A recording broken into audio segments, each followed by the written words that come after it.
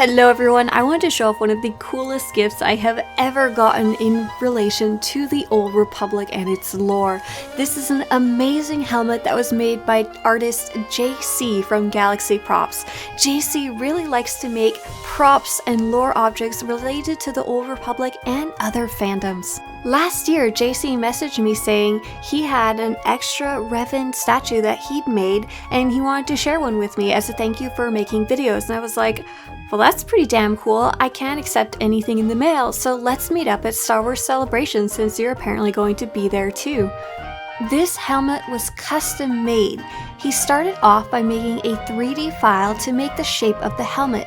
He designed the render based on screenshots of my character. From there, and for most of his helmets, he 3D prints a rough copy, then creates a mold based on that so he can make as many smoother copies as he wants.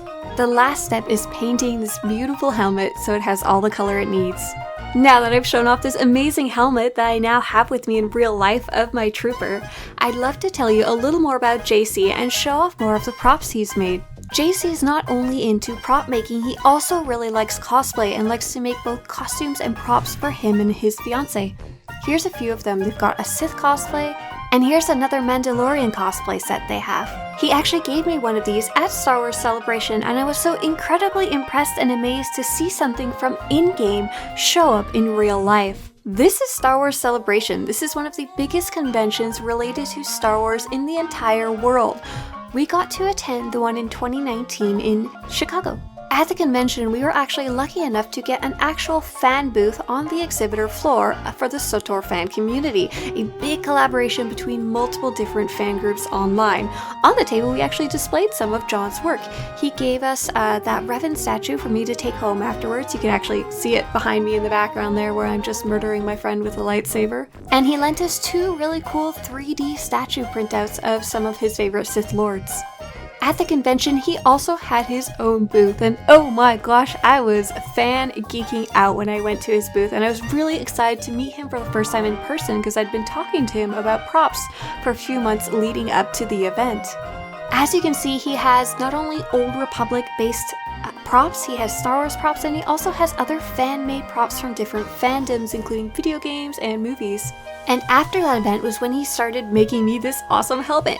He actually finished the helmet quite early, but he ran into a problem. How the heck do we make a giant radar dish that can be attached into the helmet that's basically a separate piece? When you're 3D printing and molding something, you basically want everything to be a single piece for simplicity's sake. So I said, Jaycee, just send me the dang helmet. I am so excited for it. I don't care if it's half finished, I will finish it myself. So he sent me the base helmet, and then I had to figure something out for my radar dish. So I actually used a PVC pipe to fill in the hole that he created to insert whatever it was I was going to make. I used a mini golf disc frisbee for the radar dish itself, and I screwed them together and painted the whole thing. And there's actually a ball joint in between the two, so I can actually rotate the dish around and point it in different directions. It's pretty fun. My painting skills, though, need a little work. Let me show you some of the other cool helmets Jaycee has made over the years. These were some of the ones that he showed us at Star Wars Celebration. Oh, I really like this one. It's huge. It is based on one of the Sith Inquisitor's kind of iconic masks. In the game right now, you can get a crafted version quite easily. It has such a creepy feel to it. It reminds me of Predator from the movie, and it really encapsulates the idea of the Sith Inquisitor being very much into Sith alchemy and being a very kind of creepy Sith.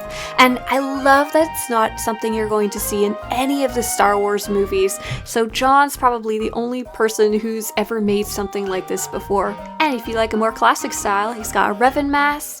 He's got this Imperial Trooper helmet that he actually was showcasing on a nearby fan table so others could see it.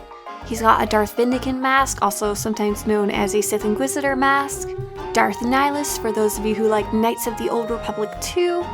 He's got a couple different cool Star Wars The Old Republic based Sith Inquisitor or Sith Warrior masks. If you like Clone Wars or Rebels, he's got a Temple Guardian Jedi mask. This one's really cool. On the right there is a mask of Zalek.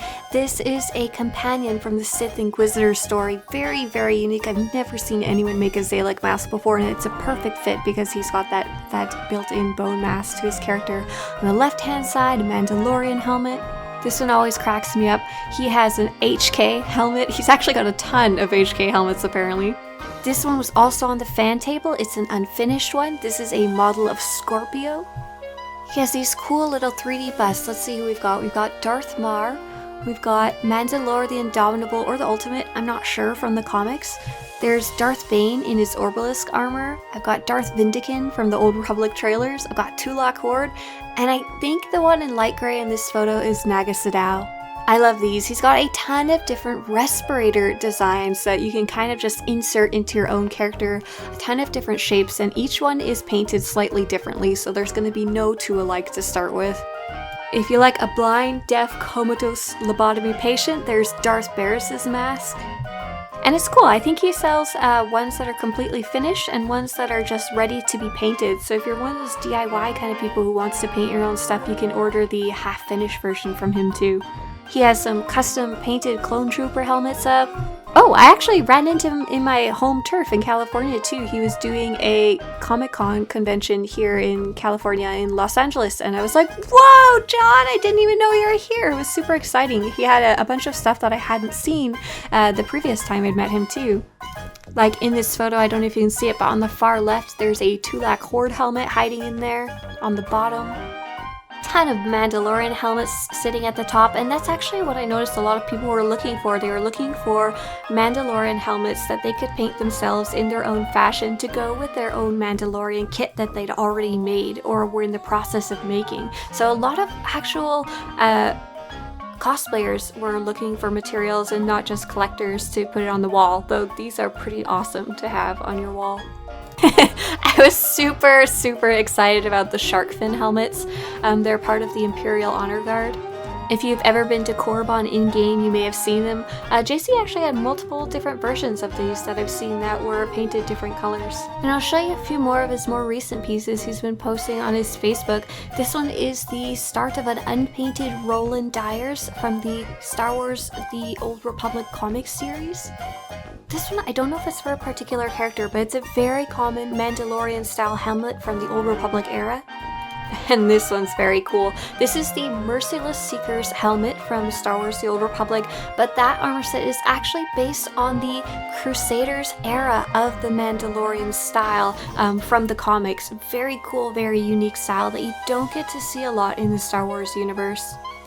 And that is all the amazing cool stuff that I have seen that Jaycee has made. He's probably made a lot more that he's never taken a photo of too. If you guys want to see any of the photos and a few more that were shown in this video, I've got a link in the description to a huge photo album of stuff that he's made. And there's a link to his Etsy and his Facebook in the description of this video too. Super cool, and I'm super excited to finally share this helmet. Getting it in the mail was one of the coolest things. Bye guys, and hope you have a good day. See you later.